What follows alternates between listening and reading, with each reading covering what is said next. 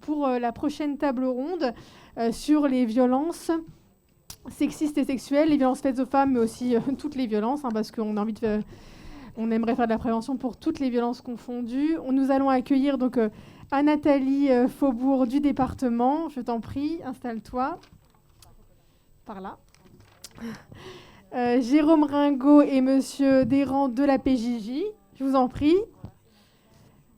Toujours le planning familial avec Sandra qui reste avec nous et Grégory du comité jeune de Saint-Louis, il me semble. De Saint-Jean, pardon, excusez-moi. Je t'en prie. Mais oui, le stress, alors que je vois ce jeune homme tous les jours, désolée. Donc pour commencer, je vous laisse vous présenter.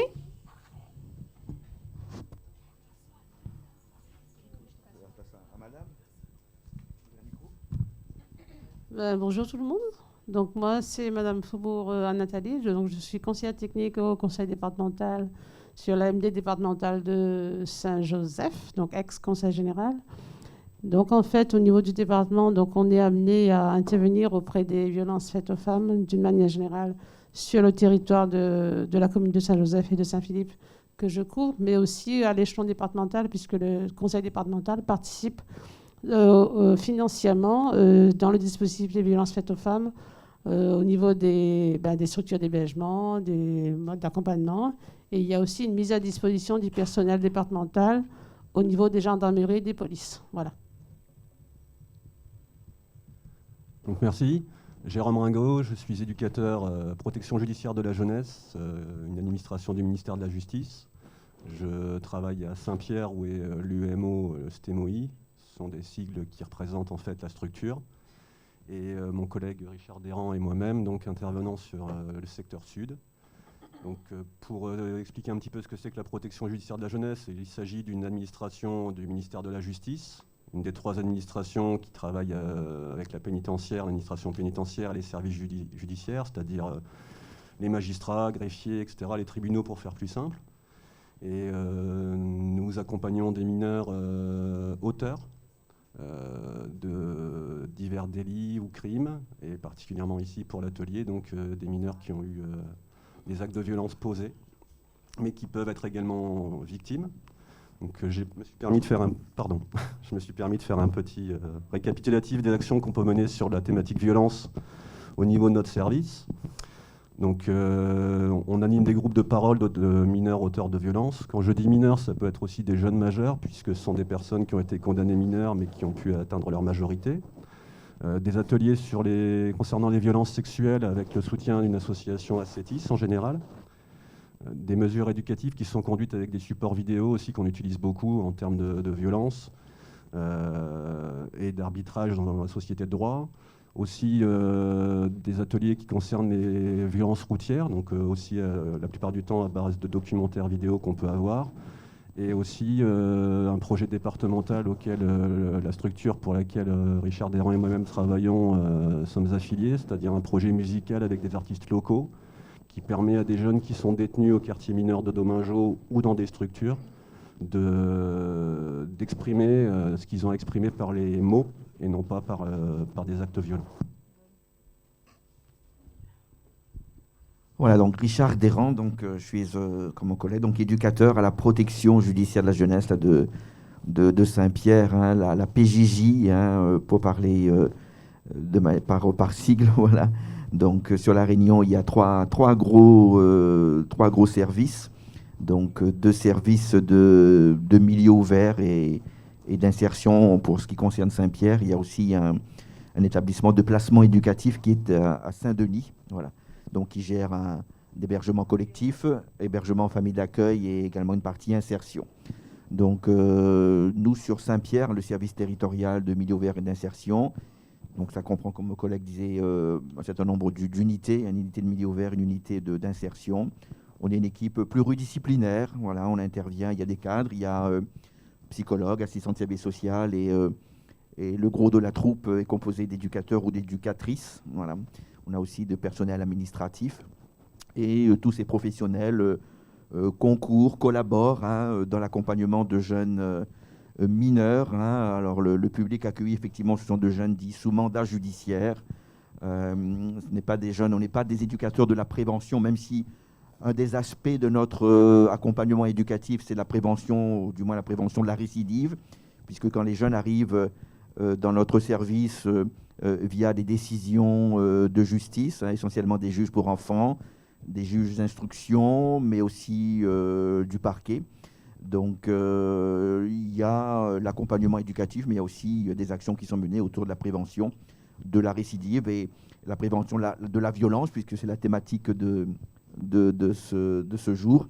Eh bien, ça fait aussi partie de notre accompagnement et comme l'a précisé mon collègue, effectivement, il y a l'accompagnement en tant que tel, mais il y a aussi plusieurs médias, plusieurs supports, plusieurs leviers, hein, le levier judiciaire pénal hein, qui prime, et aussi après, nous, dans le quotidien et dans l'accompagnement, on a un certain nombre de leviers hein, pour pouvoir accompagner et sensibiliser notre public aux infractions à la loi, mais en particulier concernant cette thématique de la violence. Donc, au fil du débat, on aura l'occasion de préciser un peu les choses et comment on intervient, et on pourra essayer aussi de répondre à vos interrogations. Merci.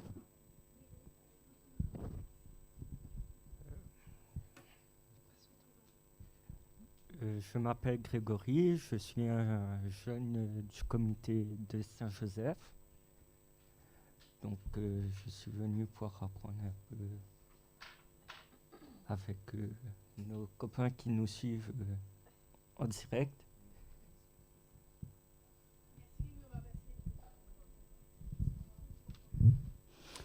Sandra Calto du planning familial, et bien sûr au planning familial, on lutte contre les violences telles que les violences conjugales.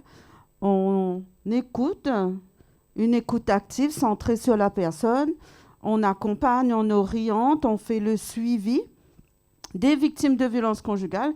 Et bien sûr, quand on travaille dans la violence, quand on lutte contre les violences, il ne faut pas aussi exclure les auteurs et les enfants. Hein. Il y a tout l'entourage familial que le planning il prend aussi en charge. Voilà.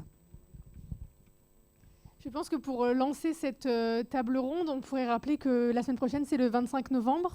Le 25 novembre, c'est la journée internationale de lutte contre les violences faites aux femmes. Et donc, moi, ce que je vous propose pour commencer, c'est qu'on définisse un peu c'est quoi les violences faites aux femmes et pourquoi cette journée est importante. Nathalie, est-ce que... Puis Sandra de définir. En fait, les violences faites aux femmes, je pense que c'est des violences qui sont de tous ordres. Hein. Il y a les violences physiques. En général, on fait toujours référence principalement aux violences physiques. C'est celles qui sont les plus visibles, bien entendu, qui amènent souvent à des procédures judiciaires, enfin souvent, pas assez souvent à mon avis, à des procédures judiciaires, dépôt de plainte et peut-être mise en branle par rapport à une mesure de protection, d'hébergement, relogement, séparation de couple, enfin avec toute la panoplie qui s'ensuit.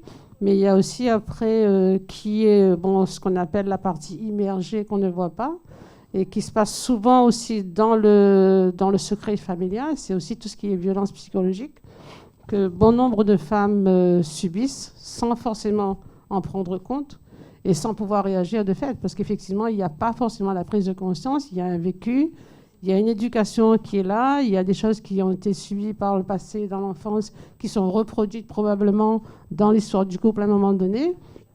Et souvent, les femmes ne s'en rendent pas compte, effectivement, et c'est au bout d'un certain temps, un cheminement, un processus, ou une rencontre qui intervient à un moment donné dans un parcours de vie qui fait qu'on se rend compte qu'effectivement, là, on est en train de subir des choses.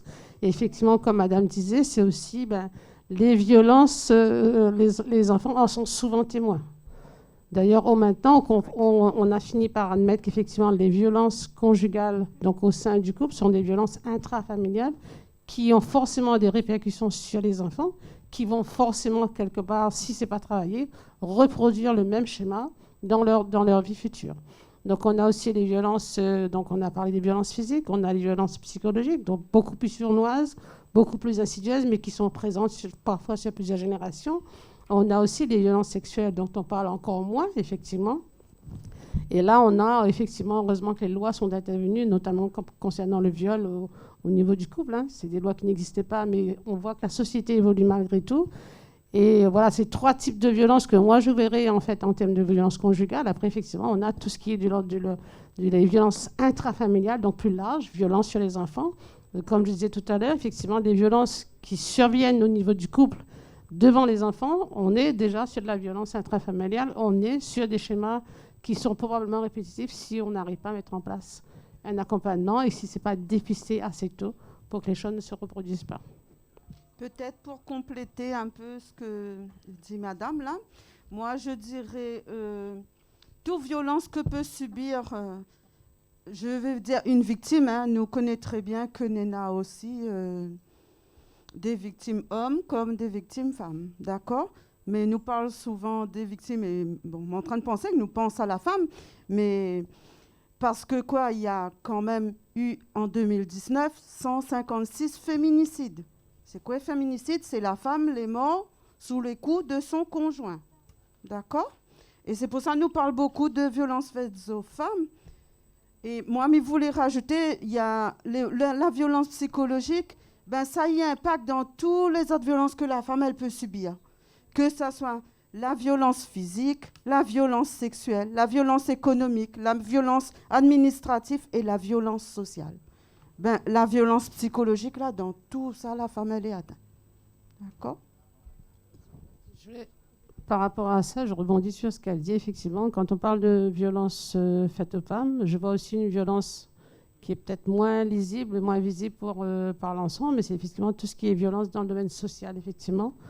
Dans le milieu professionnel, moi, je ne le vois pas précisément, mais je veux dire, quand on arrive dans un milieu social où on prend des responsabilités, quand on s'engage en tant que femme, il y a des choses qui se passent de cet ordre-là aussi. C'est-à-dire, effectivement, quel est le cliché, quelle est l'étiquette qu'on colle à cette femme qui arrive et qui défend ses idées, qui dépasse un homme, par exemple, dans la progression sociale, sur un plan politique, sur un plan social.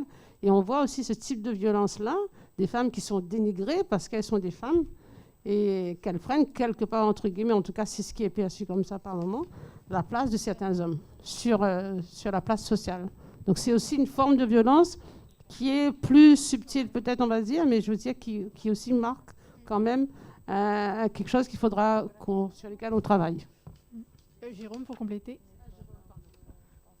Oui, simplement pour préciser qu'au niveau de la protection judiciaire de la jeunesse, je rappelle qu'on intervient auprès des mineurs et jeunes majeurs, souvent auteurs, enfin, la plupart du temps auteurs, mais qui peuvent être également victimes. Nous, notre intervention autour des violences et des violences faites aux femmes, c'est au niveau du mandat judiciaire qui nous est donné par le magistrat, donc qui fait suite à un dépôt de plainte. Et bon, ce sont surtout, au vu de l'âge de nos usagers, de notre public, des violences sur ascendants, donc sur les parents, voire des violences sur les petites amies. Et bon, si vous avez des questionnements par rapport au traitement qui peut être fait de ces situations, on y répondra tout à l'heure. C'est que la violence conjugale, elle n'est pas que dans un couple marié, hein, dans tout binôme qui se dit en couple.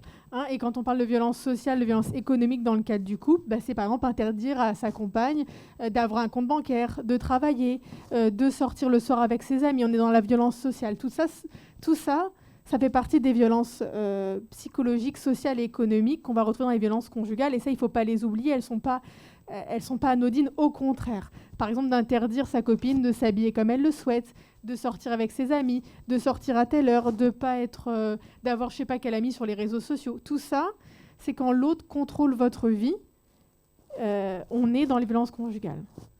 Je voulais juste compléter ce qu'on disait, à savoir que le public que nous, on accompagne, effectivement, ce sont essentiellement des mineurs ou des jeunes majeurs, mais dans notre accompagnement, on élargit le champ de l'accompagnement parce que c'est aussi de futurs adultes, de futurs maris ou de futurs conjoints, qu'on a des jeunes qui ont déjà des petites amies oui, hein, donc, et que notre action elle est là aussi pour sensibiliser, pour prévenir et pour dire que, voilà, donc interroger sur leur rapport, hein, aux filles, aux femmes, aux conjoints. Il y a la porte d'entrée, c'est effectivement le mandat judiciaire, c'est les infractions qu'ils ont pu commettre, mais on a une approche globale aussi sur la vie en société et dans quel rapport un jeune peut progresser hein, vis-à-vis de l'autre, en particulier de la petite copine ou de du futur conjoint. Voilà. Donc, moi, je fais ce constat où, en tout cas, c'est un sujet qui n'est pas tabou, hein, donc on se saisit, nous, du mandat judiciaire pour élargir le champ de la réflexion, pour même interroger, tiens, voilà, donc tu dois faire face à telle situation, comment tu réagirais, voilà. On n'a pas de réponse toute faite, mais voilà, ça m'intéresse de savoir comment, quelle attitude tu peux avoir face à telle ou telle situation, voilà. Ou alors s'il y a un fait d'actualité hein, qui intervient et qui a été médiatisé, donc on peut se saisir de cela, tiens, est-ce que tu as eu connaissance de ce fait? Qu'est-ce que tu en penses? Est-ce que comment tu réagirais ou pas? Voilà. Donc en tout cas, ça nous permet, nous, d'élargir le champ de l'accompagnement et de la réflexion surtout. Donc moi, je voulais savoir comment, de ma part, si je connais une personne comme ça, comment aider cette personne moralement, physiquement ou quelque chose comme ça, comment aider la personne. Est-ce que vous parlez d'une femme que ce soit une femme, un homme. D'accord. Non, juste pour dire comment nous on travaille au niveau du conseil départemental, donc on reçoit, on a des permanences chez nous tous les jours, hein, le matin, l'après-midi, sauf le samedi et le dimanche. On nous repose un petit peu de temps en temps.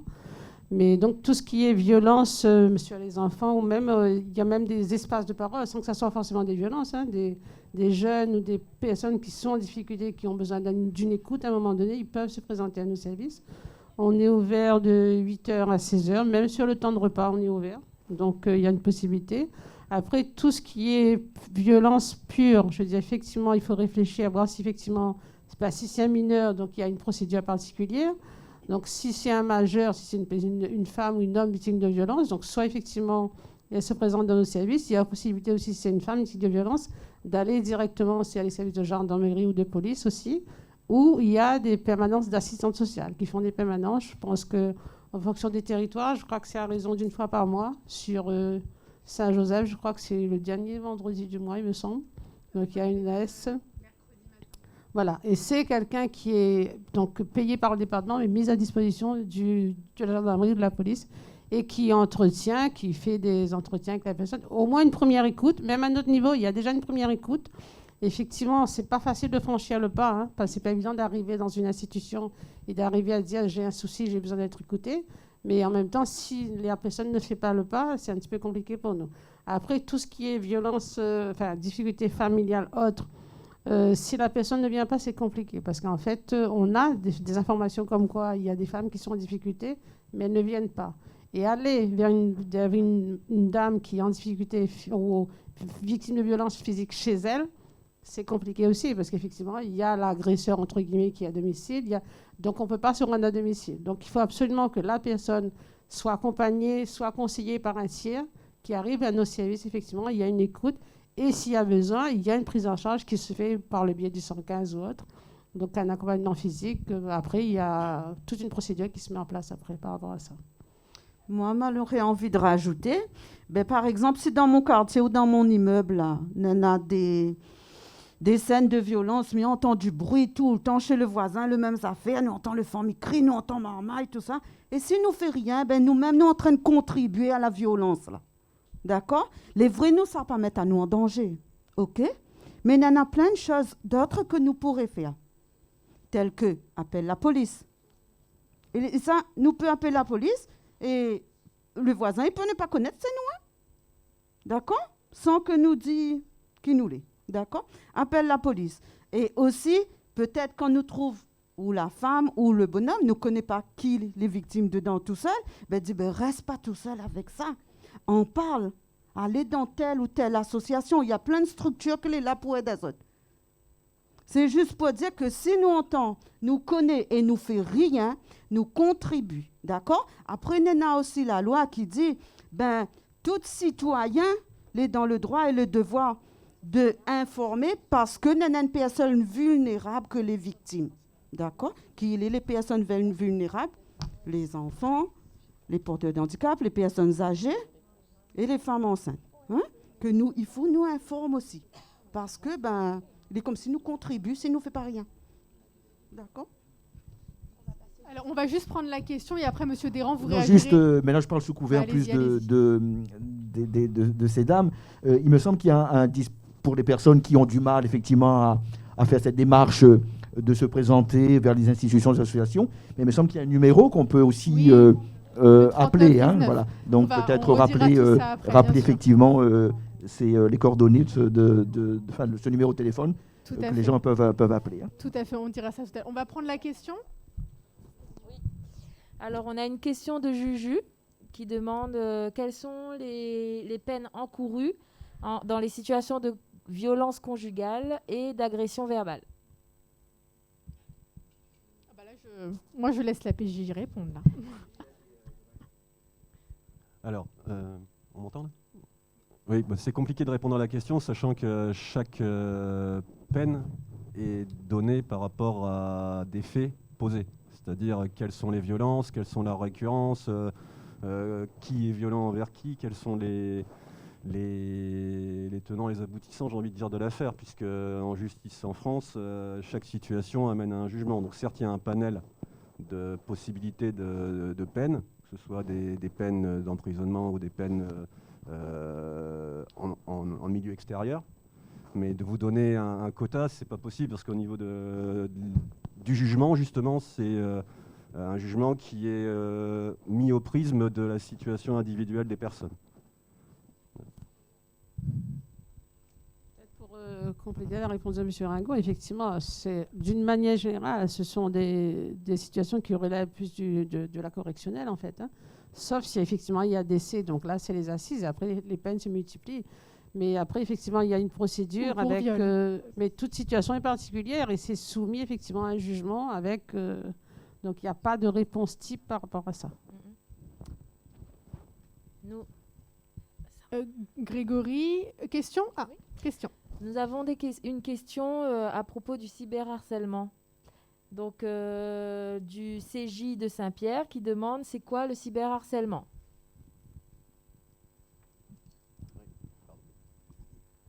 Donc le cyberharcèlement, c'est un harcèlement particulier, puisque c'est un terme qui est spécifique à un harcèlement via des réseaux sociaux. Mais ça rentre dans la catégorie du harcèlement en général.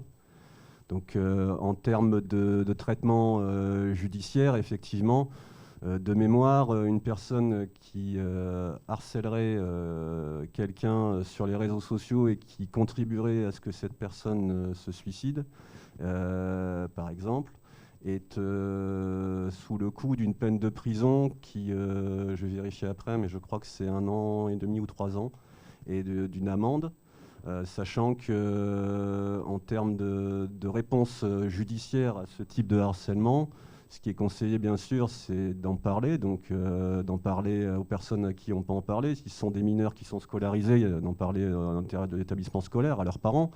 Mais il y a aussi, au niveau du commissariat Malartic à Saint-Denis, une antenne spécialisée sur le cyberharcèlement avec des personnels de police qui sont formés pour effectivement pouvoir aider les personnes à monter leur dossier et pouvoir aller vers la voie judiciaire. Donc je vais juste vérifier un petit peu après quelles sont les peines exactes. Et concrètement, est-ce que vous pourriez un peu définir le harcèlement? Qu'est-ce que c'est dans les faits? Enfin, le cyberharcèlement et du coup le harcèlement?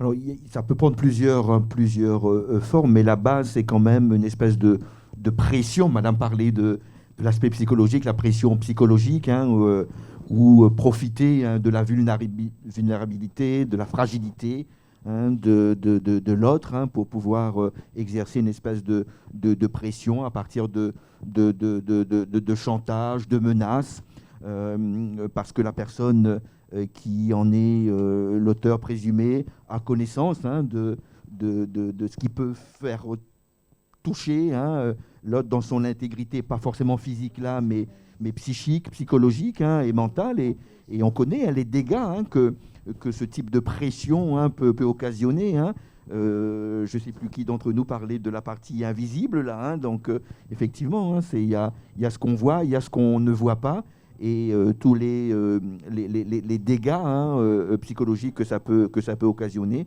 Donc, c'est exercer hein, une forme de pression particulière en utilisant les réseaux sociaux, sachant que ça peut partir très vite. Et qu'en espace de quelques secondes, en exagérant un peu, où l'information, où la chose est divulguée et connue d'un certain nombre de personnes, et la victime qui se sent acculée, hein, où tu dis mais comment je vais m'échapper de tout cela. Et M. Ringot parlait effectivement, on connaît de ces exemples, de ces situations où les gens, ça les pousse jusqu'aux tentatives de suicide, voire même de suicide, parce que pour certains, c'est la seule façon un peu d'échapper à tout cela. Donc une espèce de pression répétée avec l'usage des réseaux sociaux qui permet une diffusion plus large et plus importante. Hein. Donc j'ai pris le temps de vérifier pour ne pas dire de bêtises. Effectivement, donc, dans la situation qu'on avait évoquée, la personne qui serait condamnée pour ce type d'agissement risque une peine de prison de 3 ans et 45 000 € d'amende. Sachant que je vérifie en même temps et qu'il y a un numéro qui est joignable en ce qui concerne donc, le harcèlement. Donc je ne parle pas forcément du cyberharcèlement, hein, mais donc c'est un numéro SMS qui est le 114. Et aussi on a sur le servicepublic.fr possibilité d'évoquer ces situations sans pour autant avoir à se déplacer en fait. Et après je pense que c'est les services de police qui doivent venir vers vous. C'est important de parler du cyberharcèlement au-delà du harcèlement parce que dans notre société actuelle, là, dans l'air du temps, là, on est confinés, on nous demande de rester chez nous, d'avoir moins de contact social, donc d'être encore plus devant les réseaux sociaux. Et peut-être que le harcèlement scolaire qui se passait de visu à l'école, dans les établissements ou au travail, s'arrête pas et va se perpétrer sur les réseaux sociaux. Donc c'est important d'en parler et surtout de ne pas rester seul, encore une fois. Une question ? Alors, nous avons le témoignage d'Anaïs qui dit qu'elle était victime d'agression verbale au cours de ses années lycée. Un ancien ami lui faisait des remarques sur son corps. Elle se sentait complexée et elle demande si il était possible pour elle à ce moment-là de porter plainte pour ça, justement. Je peux répondre ? Tout à fait, effectivement. Donc, tout ce qui est de l'ordre des vexations, des insultes, des injures, que ce soit verbalement ou par SMS ou par les réseaux sociaux, est punissable par la loi. Et dans le cas de cette jeune fille, effectivement, elle pouvait porter plainte et ça rentre tout à fait dans le cadre du harcèlement. Donc après, si c'est sur le milieu scolaire, il est plus évident aussi de se faire accompagner par les personnes qui encadrent le lycée et le collège. À savoir aussi que je donne une petite précision, la loi fait une petite différenciation entre les mineurs de plus de 15 ans et de moins de 15 ans. Donc sachant que lorsqu'on est, je ne connais pas l'âge de cette demoiselle, mais lorsqu'on est un mineur de moins de 15 ans et qu'on est dans une telle situation, l'auteur risque de prendre plus de sanctions.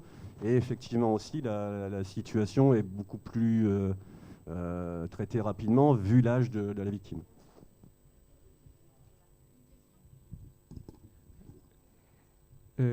Si j'en aurais un conseil à donner pour quelqu'un qui subit un harcèlement souvent et tout ça, ce serait quoi pour lui gagner en sorte à lui? Alors, ce que je vais dire, c'est assez simple, mais ce n'est pas simple à réaliser pour les personnes qui peuvent être, enfin pour certaines personnes qui peuvent être dans ces situations. Mais d'expérience et puis sur ce qu'on a pu avoir au niveau théorique en enseignement, ce qui est important, c'est de pouvoir en parler et de pouvoir s'adresser vers des personnes qui vont être cadrantes et vont vous soutenir, sans vous juger. Parce qu'on a une société où c'est quand même beaucoup plus facile de juger que de réfléchir. Mais effectivement, le conseil premier, c'est de s'exprimer.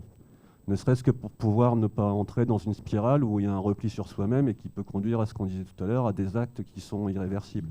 Donc l'important, c'est de pouvoir s'exprimer auprès de surveillants, d'un oncle, d'une tante, peu importe, mais d'en parler pour pouvoir être soutenu et accompagné. Après, l'idée, c'est effectivement, on a beaucoup évoqué la dimension pénale plutôt, mais je crois que aussi, ce qu'il évoque aussi, c'est la dimension accompagnement et soins.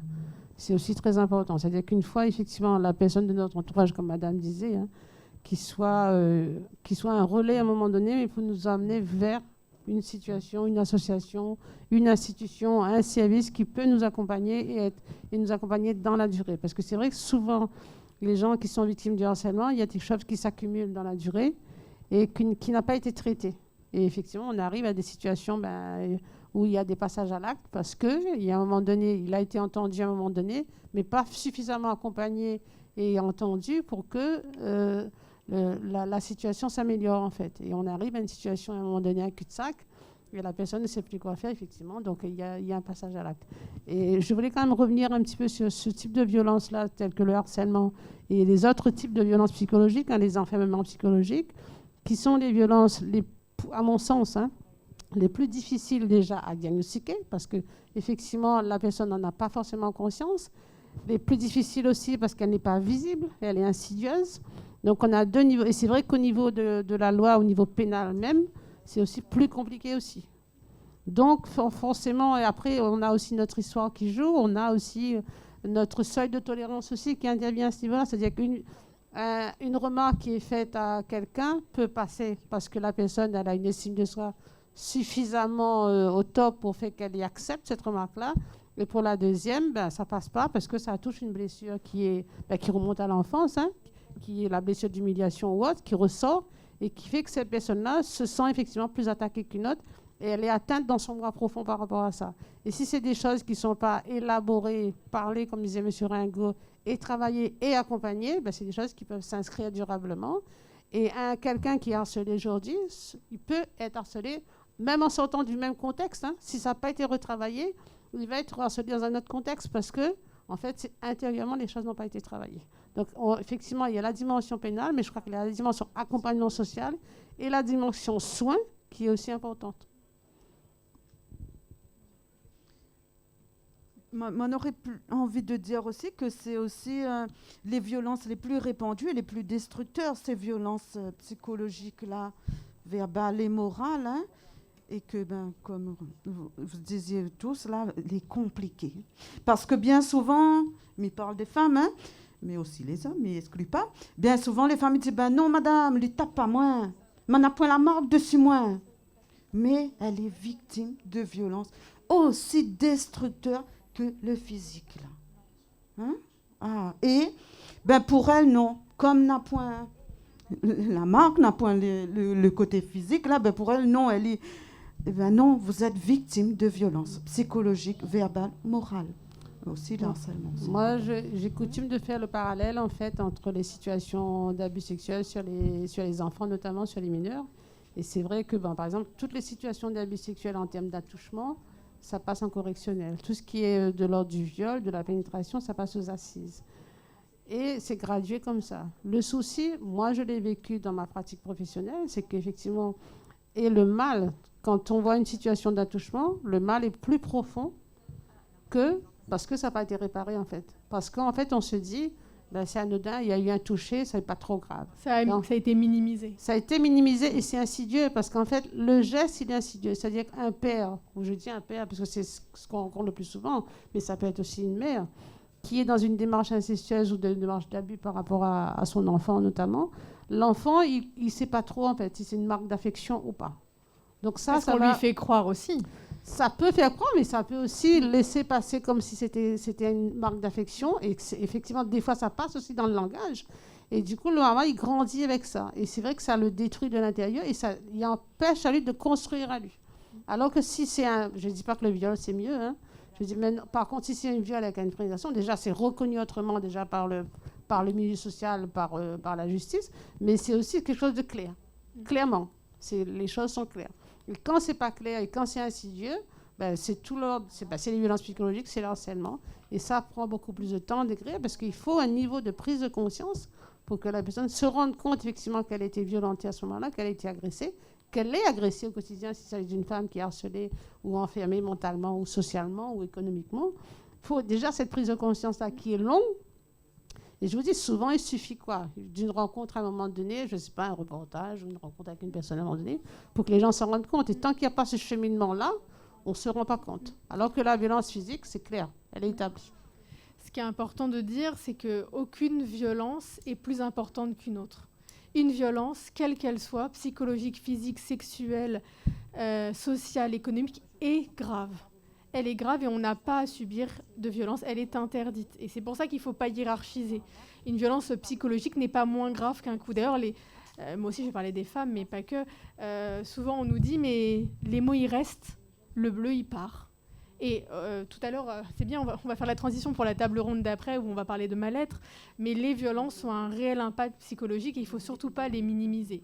Et l'important c'est d'en parler, mais effectivement avant d'en parler, c'est d'en avoir conscience et à nous, professionnels, de vous aider à les repérer, enfin surtout nous, déjà de repérer que peut-être il y a quelque chose dans votre vie qui vous entrave et qui vous fait du mal. Une question et après, une question. Alors, il s'agit plutôt d'une remarque d'Audrey qui dit que si vous êtes victime de violences conjugales, vous pouvez demander un masque 19 en pharmacie. Il s'agit du Code national des victimes de violences conjugales en France. Est-ce que vous pouvez nous apporter plus de précisions? Vous voulez non, alors effectivement, il y a beaucoup de choses qui se sont mises en place, beaucoup d'initiatives depuis le premier confinement en France pour justement demander de l'aide. Là, pendant le confinement, il y a eu une augmentation des violences conjugales. Bah forcément, là, vous êtes 100% avec votre bourreau à la maison sans avoir le droit de sortir sans raison valable. C'est pour ça que c'est important de dire que oui, on n'a pas le droit de sortir, mais on a le droit de fuir.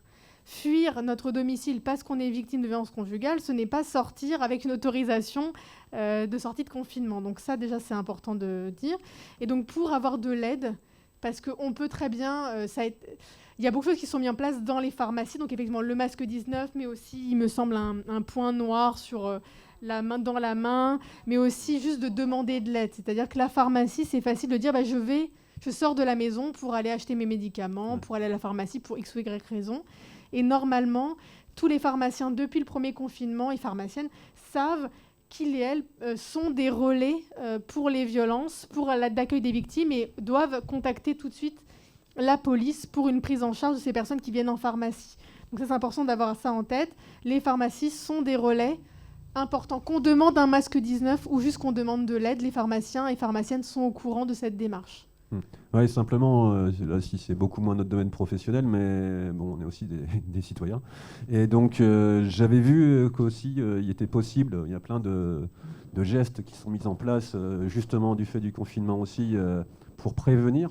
Parce que, bon, il y avait eu un reportage que j'avais vu sur une femme qui a été secourue par des amis à elle, qui avait fait un signe de la main connu, donc à se renseigner. Je pense que sur les moteurs de recherche, ça ne doit pas être très bien compliqué à trouver, qui avait fait un signe parce qu'effectivement, son mari était derrière et écoutait tout ce qu'elle disait, donc elle ne pouvait pas faire valoir le fait qu'elle était violentée.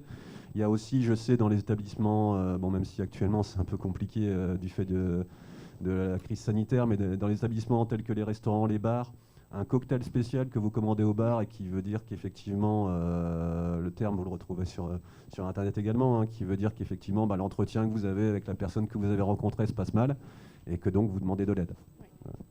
Je crois qu'il y a aussi une évolution de la loi par rapport aux médecins aussi. Je crois qu'ils sont maintenant autorisés à signaler, même sans l'accord de la femme qui est maltraitée. Oui. Ça pose des questions d'éthique, mais bon. Après, pour les médecins, effectivement, il y a aussi surtout des formations qui se mettent en place pour accompagner la parole. Quand on est médecin, on est formé à être médecin, pas forcément dans l'écoute des violences et surtout dans la prévention et le repérage. Là, l'important, c'est que ça change parce qu'encore une fois, le médecin traitant peut aussi être un des premiers lieux où on peut aller facilement sans notre agresseur, agresseuse, pour pouvoir trouver de l'aide, même si on ne vient pas la chercher, d'en trouver une pour arrêter ce qui est en train de nous arriver. Ce qui est important à dire, il me semble, et vous compléterez, c'est que la violence, elle est publique, elle est en aucun cas privée. On ne fait pas ce qu'on veut dans le cadre de notre domicile privé. C'est pour ça que c'est important, quand on est voisin, voisine, quand on est témoin dans la rue, d'agir. Ça ne veut pas dire de se mettre en danger, ça veut dire d'appeler les forces de l'ordre parce qu'on a un devoir d'assistance à personne en danger. Et il ne faut pas avoir peur d'appeler la police quand quand on est témoin d'une scène, en se disant c'est peut-être pas ce que je crois, ou peut-être que c'était autre chose que ce que je pense. Non, même si effectivement il n'y a pas de violence avérée conjugale dangereuse dans ce domicile-là, peut-être que vous sauverez peut-être une vie et qu'on évitera un féminicide, qu'on permettra à cette personne de porter plainte pour la première fois, qu'elle verrait qu'on la croit.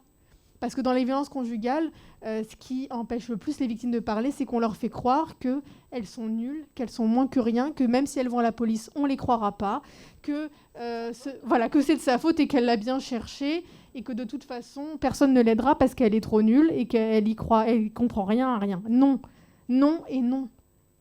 La violence, elle est inexcusable. Aucune raison. Tu veux compléter ? Moi, j'aurais envie de compléter. Il ne faut pas oublier aussi, dans la violence conjugale, il y a la phase de rémission, là, la phase de lune de miel, où là, lui, elle revient et qu'il lui fait « Mais chérie, mais mi mao, mais il fait plus. Mais jura, il fait plus. » D'accord? Et là, elle croit. La dame, elle est comment? Dans l'espoir, tu lui as changé. Lui, il est un autre. Ah, mais il trouve les plus meilleurs que lui était avant. Et là, il reprend. Et il retourne dans le cycle pour arriver au passage à l'acte. D'accord? La pression, le passage à l'acte, la culpabilisation, à nouveau, nous revient dans la lune de miel. C'est ça qui fait que les compliqués, bien souvent, dehors, il dit « Ah, il aime bien, tout le temps, il est la même. Tout le temps, il te touche à lui, il reste la même. » Excusez-moi pour les termes, hein? Mais non. C'est que tout ça les mis en place, qui fait que les compliqués pour elle. D'accord? Il y a tout le côté l'emprise, tout le côté domination, tout le côté revient, il dit, mais mien, Mao, mais regarde. Et la dame, elle est là-dedans, et elle y croit. N'oublie pas que la fin de elle avant, t'es haute faute. Maladie, on fait pas ça comme ça là. Ou écoute pas peut-être les dieux. Calcule de femme ou d'enfant, quoi, comme l'autre enfant, vous l'appelez le droit. D'accord? Attention à ça. Et moi, je me dirais aux dames, fais attention quand nous devions objet de l'autre. C'est quoi objet de l'autre? Il est en train de faire de nous ce que lui veut lui. Nous ne fait plus rien pour nous. D'accord? C'est comme si il est dans notre tête. Tout ce que nous contribuons, tout ce que nous va faire. Ah, mais il ne fait pas ça comme ça parce qu'il n'aime pas ça comme ça. Ah, mais il ne passe pas par là, il ne veut pas ça. Là, nous ne sommes plus libres de notre vie, de notre décision. Nous sommes l'objet de l'autre. Attention.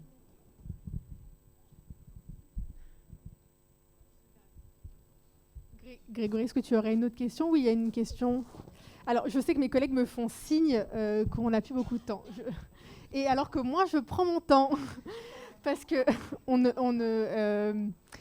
pourquoi je prends mon temps? Parce que comme les reportages précédents ont fait tout bugger, on a pris la décision pour le bien du live de ne pas diffuser les prochains reportages, mais de les diffuser ultérieurement, et donc de prendre un peu plus de temps sur les tables rondes, et par contre de délivrer quand même les messages de prévention, mais à l'oral. Et c'est pour ça que là, on va revenir un peu sur ce qui s'était dit, ce qui aurait dû être vu dans le reportage de Self Défense. Et c'est pour ça que je parle des témoins. Qu'est-ce qu'il faut faire sans mettre sa vie en danger? Il faut surtout alerter, agir, parce que même si on n'est pas un pro de kung-fu et qu'on peut aller sauver tous les gens qu'on voit en danger dans la rue, non, il faut quand même agir, pas passer à côté sans rien voir, mais au contraire demander de l'aide, demander à d'autres passants de venir nous aider, et surtout alerter les autorités, parce que la violence, elle est publique. Aucune personne n'a le droit d'en violenter une autre, quelle que soit la raison. Il n'y a pas de raison.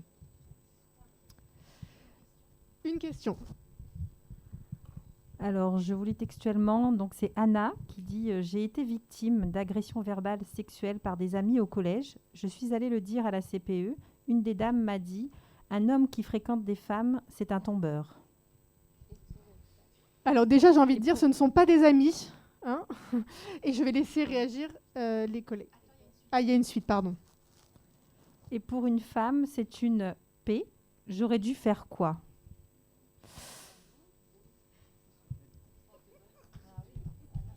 Je peux donner un élément de réponse peut-être. Déjà, moi je salue cette demoiselle qui a fait l'effort d'essayer de trouver un soutien, parce que c'est pas évident dans la démarche. Après, je crains que malheureusement elle ne soit pas tombée sur une personne qui était dans l'écoute, si j'en entends ce qu'elle a pu en dire. Ce qu'elle aurait pu faire, c'est ce qu'elle a fait effectivement. Après, j'ai envie de dire que, et loin de moi l'idée de dénigrer les CPE, mais qui font un excellent travail, mais dans les établissements scolaires, on a des infirmières, on a des assistants de services sociaux qui sont quand même un peu plus à même, je pense, à trouver les mots ou à se mettre dans des situations de compréhension. D'autre part, comme je le disais, il y a aussi la possibilité d'interpeller les forces de gendarmerie ou de police.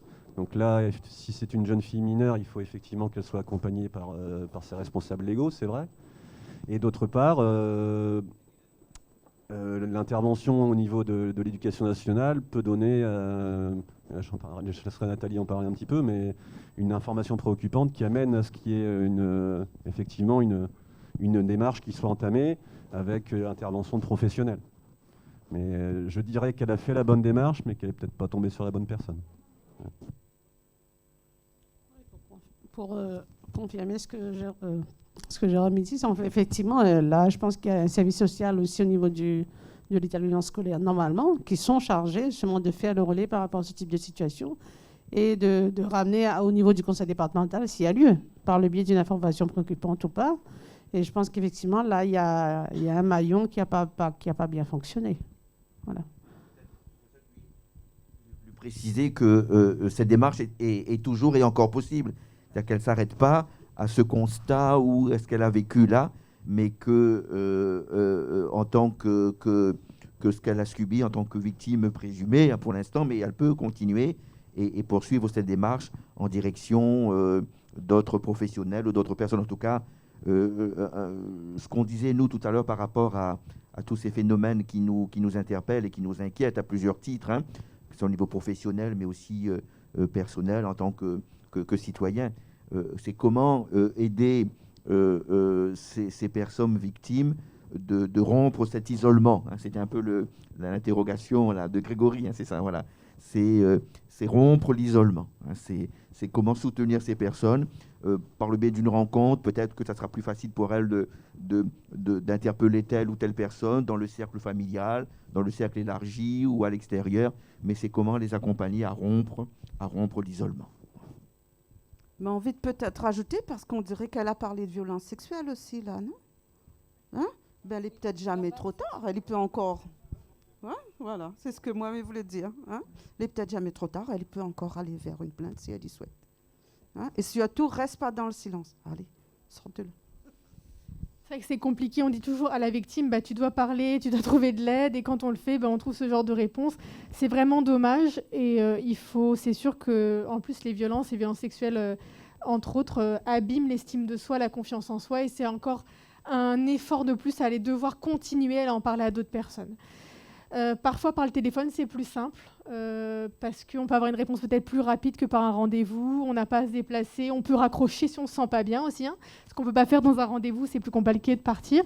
Donc, il faut rappeler les numéros nationaux, hein, le 119, Allô Enfance Danger, ou quand on est mineur et qu'on est victime de violences sexuelles et de violences tout court, que ce soit à la maison, à l'école, n'importe où en fait. Hein, on peut avoir un soutien. Quand on est copain aussi ou copine de ces enfants victimes, n'importe qui, professionnel, parents, voisins, qu'on est un peu perdu, qu'on a peur d'appeler la police parce que peut-être on connaît les parents, qu'on n'est pas sûr de nous, qu'on se pose plein de questions, mais qu'on voit bien que l'enfant il va pas bien, ou que la voisine elle va pas bien, vous appelez le 119. Pour les majeurs, pour les victimes de violences faites aux femmes, il y a le 3919. D'accord ? Ces numéros-là, ils sont nationaux, ils renvoient vers une IP, vers les services départementaux de police, sociaux derrière pour aider les personnes qui ont appelé ou qui ont été alertées sur la situation. Pour terminer, je vous laisse un dernier mot, peut-être de message de prévention, c'est important que vous auriez envie de délivrer, et peut-être une dernière question ou remarque pour Grégory quand ce sera... Commencez par toi, Grégory. Donc, voilà, pour les mineurs, il y a un peu de parents ou quand ça voit un monde, ils disent, voilà, où tu es agressé, tout ça, ou ça voit une personne responsable, je ne crois pas où. Comment, vers qui ou comment essayer de faire comprendre ce que vous avez besoin? Alors, je dirais déjà, c'est la remarque que j'allais faire avant que Grégory pose sa petite question, que effectivement, les violences faites aux femmes, le harcèlement, le cyberharcèlement sont des faits qui sont traités par la justice, mais j'ai envie de dire que la justice en a pris conscience un peu plus tardivement peut-être, dans le sens où actuellement, il y a beaucoup d'évolution dans le traitement de ces délits, de ces difficultés. Et d'ailleurs, les personnels eux-mêmes, que ce soit en gendarmerie, en police, ont eux-mêmes des formations, commencent à être formés de plus en plus pour pouvoir recueillir la parole sans que la personne qui vient déjà dans cette démarche qui est difficile se sente jugée ou accusée de quoi que ce soit. Et aussi, bien sûr, il y a des méthodes pour réussir à faire en sorte que cette personne puisse s'exprimer le mieux possible. Alors pour répondre à la question que tu as posée, Grégory, si la personne, le mineur, a fait effectivement l'effort sur lui-même d'aller vers quelqu'un et que malheureusement cette personne, pour X raisons, parce que c'est pas forcément qu'on ne le croit pas, il y a des gens qui malheureusement se sentent pas capables ou sur l'instant en capacité de porter avec le mineur cette difficulté et qui préfèrent se voiler la face. Donc j'ai envie de dire qu'en ce qui concerne les mineurs, les numéros de téléphone, effectivement, et le SMS, les services, les possibilités qu'on a sur Internet, puisque bon, c'est une génération qui a beaucoup plus de facilité avec Internet, c'est possible. Effectivement, après, il n'y a rien qui interdit aussi, même si un mineur ne peut pas déposer plainte lui-même, il peut toujours aller exprimer effectivement la difficulté qu'il a, et le procureur peut éventuellement s'en charger ensuite, prendre sur lui et avoir une action. D'autre part, j'ai envie de dire que sur Saint-Joseph, par exemple, on prend un exemple tout simple, il y a des points d'accès au droit. Un point d'accès au droit où moi je suis régulièrement présent. Après, il y a aussi le conseil départemental où il y a un accueil, où il y a des personnes qui peuvent effectivement orienter, aider, accompagner. Parce que je crois, c'est difficile d'avoir un sentiment quand on n'a pas été soi-même dans la situation. Mais je crois que effectivement, ce dont a besoin la victime à ce moment-là, c'est d'écoute, de soutien et de se faire reconnaître dans la notion de victime. Comme disait madame, le problème c'est que beaucoup d'auteurs sont très manipulateurs, fins intellectuellement. Bon, après, si certains veulent jeter un œil, c'est très tendance actuellement, le pervers narcissique. Mais jetez un œil sur Internet et voyez ce qu'il en est. Et peut-être que vous vous rendrez compte qu'autour de vous, bon, ce ne sont pas forcément des pervers narcissiques, mais il y a des gens qui peuvent avoir des traits et que vous ne vous rendez pas forcément compte. Et comme disait madame, vous retrouvez après sous emprise. Et là, il y a une grosse difficulté à pouvoir s'exprimer, parce qu'en fait, on culpabilise. Donc, si jamais la personne ne te croit pas, il faut réessayer avec quelqu'un d'autre, mais peut-être aller vers des personnes qui sont plus à même d'avoir une écoute et de ne pas être dans le jugement. Pour reprendre un petit peu, donc, tu disais tout à l'heure, donc au niveau, si c'est quelqu'un qui est scolarisé, donc si c'est un maman du primaire, il y a le directeur, le maître d'école. Si c'est au collège, lycée, il y a toujours un service social scolaire ou une infirmière. Si c'est quelqu'un qui est plus scolarisé, on a des référents à la mission locale aussi qui peuvent intervenir. On a aussi un travailleur social à la mission locale. Après, effectivement, moi, je vois, par exemple, à notre niveau, on reçoit des signalements, même de la police municipale. Je crois qu'on a eu des mineurs qui sont allés en police municipale et qui nous ont renvoyé l'information pour traitement après. On a aussi, hier, j'ai eu un appel de la mairie, par exemple, quelqu'un qui s'est présenté à la mairie et qui a été rebasculé sur le conseil départemental. On dit qu'en fait, il y a plusieurs niveaux. Ça peut être un voisin, ça peut être quelqu'un de la famille, mais ça peut être aussi une association, des associations de quartier aussi. Et ça peut être aussi des institutions comme la police, la gendarmerie, la mairie. Je veux dire, à partir du moment où la personne n'a pas été entendue, comme il disait Jérôme, il faut renouveler. Il faut renouveler parce que c'est vrai que souvent, les gens sont pris dans leur truc aussi. Ils n'ont pas envie d'entendre ou ils n'ont pas la possibilité d'entendre, ils ne sont pas en mesure d'entendre ce qui a été dit parce que des fois, ça leur renvoie même à leur propre histoire, leur propre valeur. Donc, c'est compliqué. Donc, il faut pas lâcher. À partir du moment où on n'a pas été entendu, il faut dire une deuxième fois, une troisième fois, jusqu'à ce qu'on soit entendu. Et moi, m'y rajouterais, pour la jeune, là, m'y trouve il faut aussi dénoncer ces professionnels vers qui nous vient mettre notre parole et qui vient encore muselle à nous. Il est important qu'ils dénoncent. Les vrais, toutes nous les professionnels, des fois, nous ne veulent pas trop entendre des affaires comme ça. Mais non, parce que peut-être un autre jeune va revenir dire elle va refaire pareil.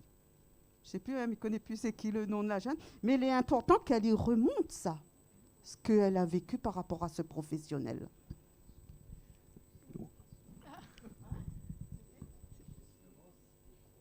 Pour ça. Pour le mot de la fin. Oui, donc alors peut-être avant le mot de la fin, c'est la difficulté. Je ne sais pas si c'est aussi ce à quoi faisait référence Grégory, c'est quand ça se passe dans le cercle familial et que un enfant qui est victime de la violence de ses proches, de ses parents ou du cercle familial proche, où effectivement il peut se dire mais c'est pas c'est parce qu'on attend de parents. Si mes parents, mes représentants légaux, pour reprendre un terme juridique, ne sont pas à même de me protéger, comment je peux faire et avancer. Alors il faut savoir qu'il y a des dispositifs qui existent. Si c'est les parents, les proches qui sont mis en cause, eh bien, il y a la justice prévoit des dispositifs, il y a des associations comme la RAJUFA ou d'autres qui se substituent au fait qu'un représentant légal est impliqué dans des faits d'agression, de violence, parce que là, effectivement, il est parent, mais il est aussi un auteur présumé dans l'affaire qui concerne son marmaille. Donc, il y a des dispositifs qui existent pour protéger quand celui qui était censé protéger ne fait pas ce qu'on attend de lui. Voilà. Merci à vous. On va devoir clôturer cette table ronde. Plus de questions ? Voilà. N'hésitez pas à continuer à réagir, à dire que vous nous aimez, qu'il faut partager notre parole et notre live mission locale, que c'est une première pour nous. Donc, du coup, si vous souhaitez nous soutenir, n'hésitez pas. On va clôturer la table ronde, mais on ne va pas lancer le prochain reportage. On va par ailleurs lancer le premier quiz. Si c'est possible. Dans 5 minutes. Voilà. En tout cas, pour tout ce qui a été dit ce matin, moi, la chose importante à retenir, c'est de ne pas rester seul. Depuis ce matin, on parle beaucoup de discrimination, de violence, d'inégalité, d'injustice. Et beaucoup de personnes sont mobilisées sur ces questions-là, sont là pour vous accompagner, pour répondre à vos questions, pour vous aider, pour vous écouter. Ne restez pas seul. Que ce soit pour être accompagné et écouté, n'hésitez pas à vous orienter vers les associations qui ont été là ce matin, vers les services qui ont été cités, département, police, justice, mais aussi nous, la mission locale, on est là toute l'année pour répondre à vos questions sur ces thématiques-là, pour vous aider, vous accompagner. On a d'ailleurs avec nous des psychologues qui interviennent dans nos antennes. On a également d'autres partenaires, d'ailleurs tous les partenaires que vous avez vus ce matin interviennent aussi dans nos antennes pour faire des ateliers et des accompagnements. Et je profite aussi de ce petit moment de battement pour encore une fois remercier notre marraine qui sera avec nous cet après-midi pour un concert live avec plein de surprises sur toutes nos thématiques, qui nous fait vraiment l'honneur d'être avec nous aujourd'hui et de porter aussi ces messages-là.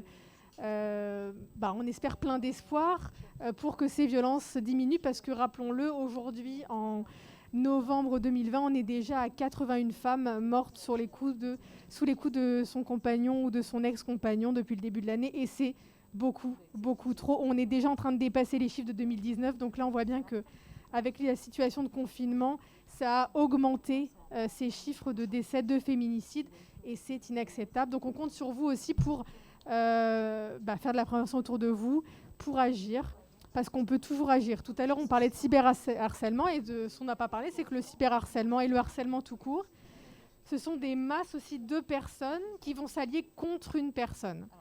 Des fois, de penser, quand on relit des messages violents, discriminatoires, injurieux sur les réseaux sociaux, qu'on partage, qu'on est à plusieurs sur une même personne, qu'on relaie aussi les fausses informations, les LADILAF et autres, là on participe au harcèlement scolaire, au cyberharcèlement.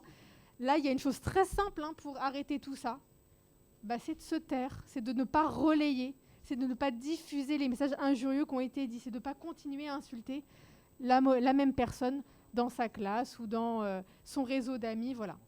On a eu des témoignages là-dessus ce matin de personnes qui ont été victimes de propos injurieux sur leur physique, et je pense qu'elles devaient être victimes de plusieurs personnes. Si on arrête de relayer ces informations, ces mots, ces insultes, déjà là on arrêtera le harcèlement.